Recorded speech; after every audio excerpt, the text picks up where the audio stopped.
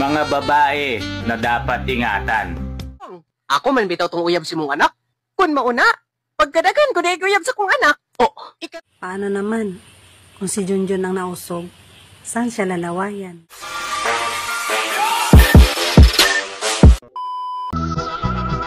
Happy birthday diha, tita.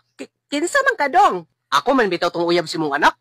Kun mauna, pagkadagan ko na uyab sa kong anak. Oh, ikatulo naman ka dong? Mao ba di, tita? Oh. Lain na di si mong anak, oy. Gilumpong naman na ime. Kuan, kanang, ayun ka problema, anabahin na. Ako na lang, uya ba? Ha? Total, wala man, pukoy ba na? Sabi nila, kapag nausog daw ang isang tao, lawayan daw sa noo. Paano naman kung si Junjun ang nausog? Saan siya lalawayan?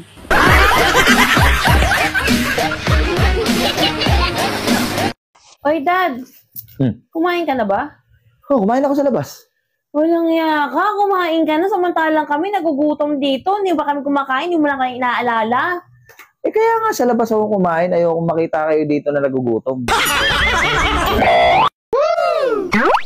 Nagkakamay din naman ako. Oh my God! Lalo na kapag walang kutsara. Okay, ingat ka. Huwag kang tatawid pag may motor, ha? Hintay mo yung truck.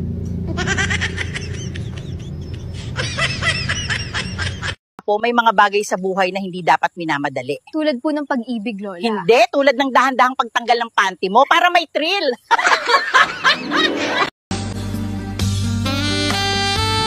Mga babae na dapat ingatan. Matapang. Selosa. Masungit. Higit sa lahat. Palakain. Uy, Dad! Si Maring Jenny nakasalubong ko hapon, lasing na lasing. Kaya tanong ba naman ako magaling ka bumembang? Alam mo naman yan eh, babae yun. Siyempre badalda, tapos lasing pa. Sus, may nangyari sa inyo, no? Wala, ulo-ulo lang. Hoy, Dad. May nakita ako doon sa messenger mo, nag-message ng babae, Nakahubo-hubad kayong dalawa sa loob ng hotel. Magkayakap, naka-selfie, naka-smile. Tuwang-tuwa pa yung mukha mo. Ngayon mo sabihin sa akin, hindi mo kabit yun, ha? May ebidensya na. Hindi ko kabit yun. Ah, bakit? AI yun. Huy, pwede manligaw? Pwede naman. Basta wag sa akin.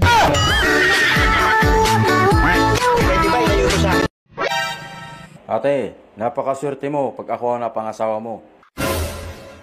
Dahil wala akong pakialam sa pera. Wow, gusto ko yan. Ibig sabihin sa tuwing sahod mo, bibigay mo sa akin yung pera? Hindi. Dahil ikaw ang magtatrabaho.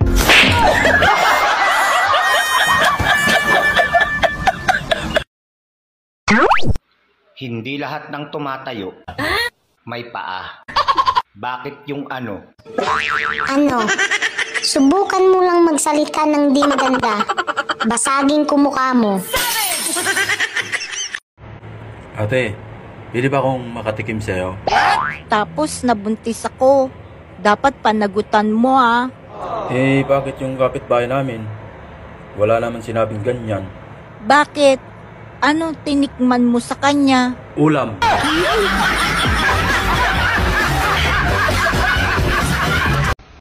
Yung alam mo na ngang mabaho. Pero bakit di mo maiwasang amuyin?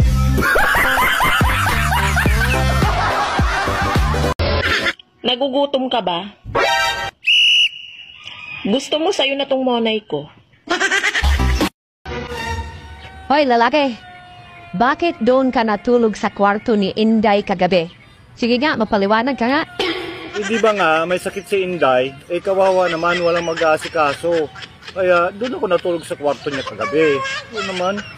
Mag-asikaso daw. Bakit nung bandang alas 12 na ng ating gabi, narinig ko si Inday ang lakas ng halinghing umuungol pa. Ha? Ano mo naman narinig yun? Paano di ko marinig?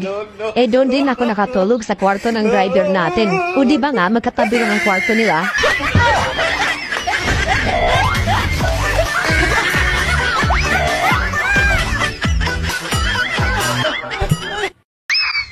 Uy, piliin mo yung taong gusto ka. Ha? Ang dami nila.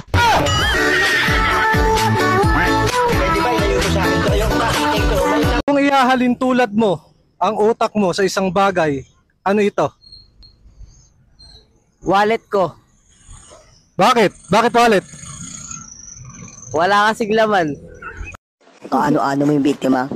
Mister ko po. Kawawa naman. Anong kinamatay niya? Nalason po.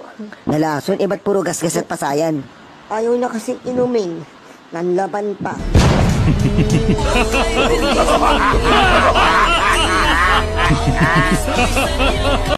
Bay, pwede tayo mangutaan na, bay? Kaila ka na. Hoy, naminaw ka? Alam sa amin, tawanan eh. Kung sa may tuyo? Kaila ka ng Dextoy dyan. Kung grabe, hindi ko kadungog. Dextoy dyan ba? Ayaw pog sagit. Ano ka kusgon? Kanang igo-igo lang. Dextoy dyan. Dextoy dyan. Kinsa man na? Huwag ko kailapod, manong nangutaan ako ni mo. Ay, mangutan na tagbata. Huwag ko kailaman. Dong, alay dong. Kaila ka ng Dextoy dyan? Ikaw man na. Ikaw man na. Kung sa'yo ako, nangita gani ko. Nangita man daw si anak dong. Ikaw ba? Ikaw man na. Ako daw. Ay, ako man na. Nawaraw sa pangalan mo dahil. Dextoy dyan. Ikaw naman din na din. Naglas-kalas pa tag-oras na rin. Nalipat yun ta ba? Nalipat. Utang daw ni mo na si Busing. Utang? Di sa ko mo utang kay naapa ko'y utang daghan. Maningil ko gisugo kong Busing. Pila may utang din ako? 20,000 daw. Kisa may kasugo ni mo? Si Busing gani. Ikaw ha, naglagot na ko ha. Daddy, may tatanong ako. No ma, stop. Alam ko na yan. Itatanong mo kung mahal pa ba kita? Ang sagot ko, oo. Mahal na mahal kita ma. Wagas at dalisay ang pag-ibig ko sa'yo.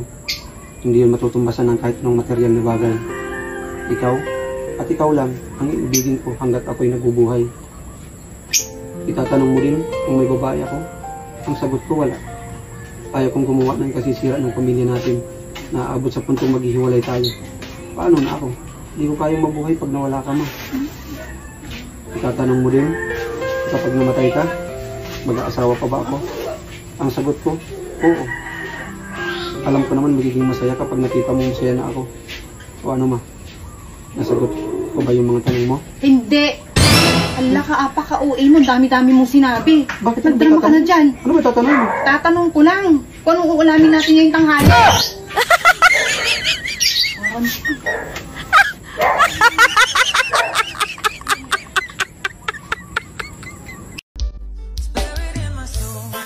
Ate, nakita ko yung langit mo. Makulimlim. Ay, ang galing! Kakatapos lang kumain, nakaupo na naman. Ano naman? Hindi mo ba alam sa ginagawa mo yan, pwede kang magkabukol? Bukol? Kumain lang, magkakabukol? Kalukuhan. Ayaw mo maniwala? Hindi ako maniniwala. Ayan, may bukol ka na. Gugat ka na kinainan mo. Ayaw mo maniwala. Anak ka ng pu. Anak ka ng pu.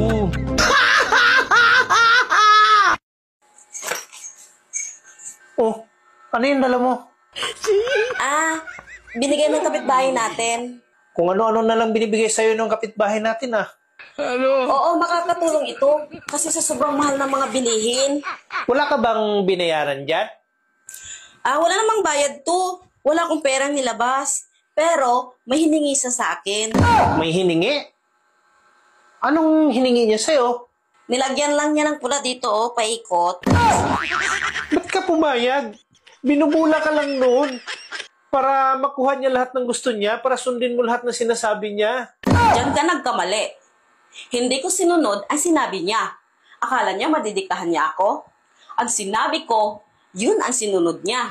Ay, salamat. Kaya malaki talaga tiwala ko sa iyo eh. Ano pala sinabi mo sa kanya? Bakit sinunod niya yung sinabi mo? Pagkatapos niya lagyan ng pula dito paikot, ang sabi niya, okay na. Oh, anong sabi mo? Sabi ko hindi pwede. Kasi kawawa naman yung ibaba pag hindi idadamay. Hindi niya ako madidiktahan, ano? Hindi siya makakaisa sa akin.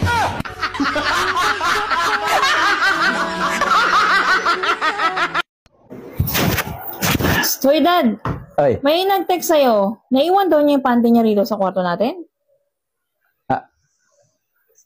Oo. Si Lando eh. Lando pangalan eh. Bakit? Panty ang hinahanap. Lalaki ba to? Hindi. Si Lando yan yung yung kaibigan ko nag-abroad baka. Ganon? Oo. Akala ko naman nang bababae ka na eh. Hindi. Siya, sige, punta muna kay paring Nestor. Bakit? Naiwan ko yung bra ko eh. Kukunin ko lang. Ano?